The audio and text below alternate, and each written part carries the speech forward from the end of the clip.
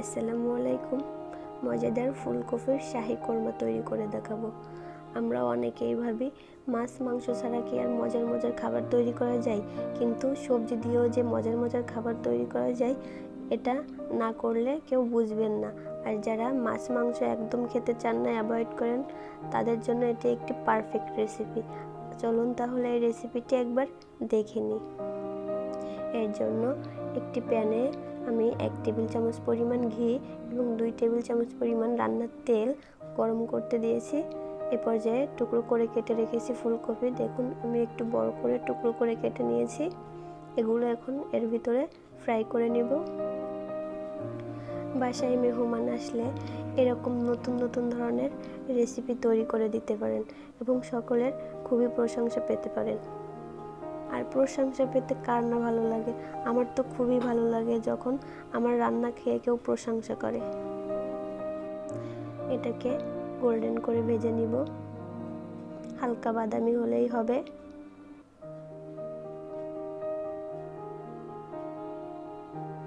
এই তো আমার প্রায় ভাজা হয়ে এসেছে।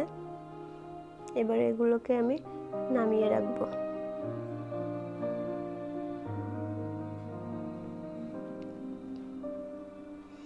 ওই প্যানে আমি আরেকটু পরিমাণ তেল গরম করে ওর ভিতরে 2টা তেজপাতা, 1 টুকরো দারুচিনি দিয়ে দিব, 2-3টা এলাচ দিয়ে দিব, 3টা লং,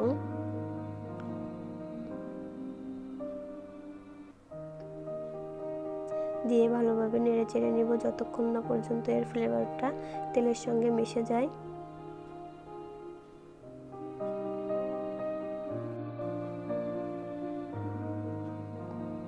এ পর্যায়ে দিয়ে দিব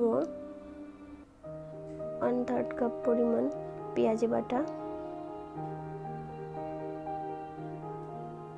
দিয়ে দিব 1 চা চামচ পরিমাণ রসুন বাটা, দিয়ে দিব 1 চা চামচ পরিমাণ আদা বাটা, দিয়ে তেলের সঙ্গে মিলিয়ে নিতে হবে।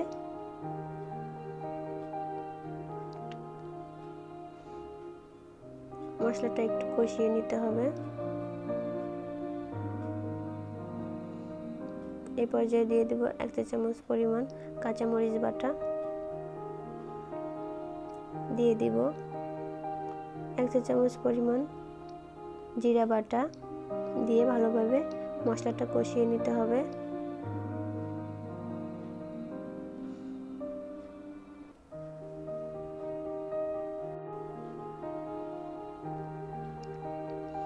মশলাটা একটু কষানো হয়ে গেলে এ পর্যায়ে দিয়ে দিব 1 টেবিল চামচ পরিমাণ কাজু বাদাম বাটা,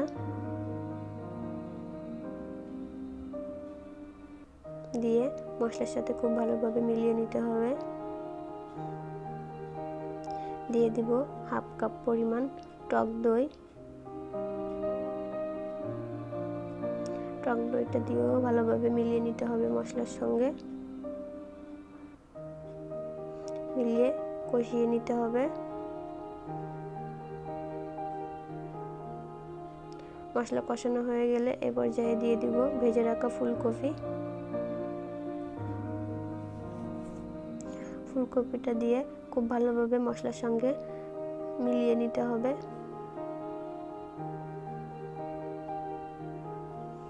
এ পর্যায়ে দিয়ে দিব স্বাদ মতো লবণ,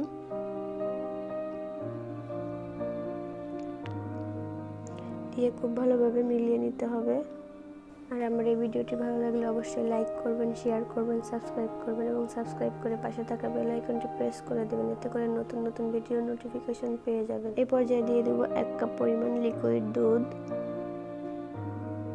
এখানে অবশ্যই লিকুইড দুধটা ইউজ করতে হবে। নর্মাল পানি দিলে কিন্তু এর টেস্টটা বেশি একটা ভালো আসবে না, তাই চেষ্টা করবেন দুধটা দেওয়ার জন্য। দিয়ে ঢাকা দিয়ে রেখে রান্না করে নিব। 5-6 মিনিট রান্না করে নিয়েই হয়ে যাবে। এ পর্যায়ে দিয়ে দিব পেঁয়াজের বেরেস্তা। আমি এই বেরেস্তা আগে থেকেই করে রেখেছিলাম। দিয়ে দিব কিশমিশ,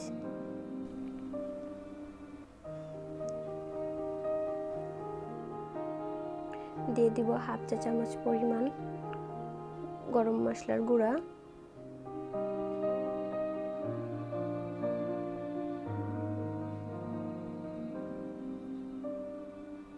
দিয়ে দিব 1 টেবিল চামচ পরিমাণ ঘি,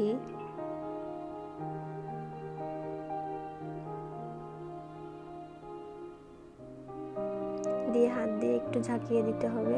এ পর্যায়ে খুন্তি দিয়ে নাড়াচাড়া করলে ভেঙে যেতে পারে, এজন্য হাত দিয়ে ঝাঁকিয়ে দিলেই হবে। দিয়ে ঢাকা দিয়ে রাখতে হবে কিছুক্ষণ। এ পর্যায়ে দিয়ে দিব 3-4টা কাঁচামরিচ, দিয়ে আবারও হাত দিয়ে ঝাঁকিয়ে দিতে হবে।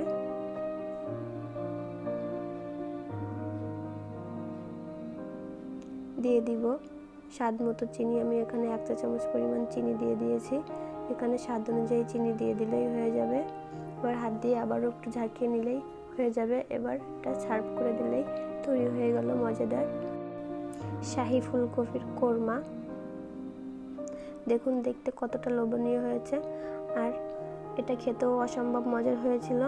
আর আমার এই রেসিপিটি একবার হলেও ট্রাই করবেন এবং কেমন হয়েছে অবশ্যই কমেন্টস করে জানাবেন।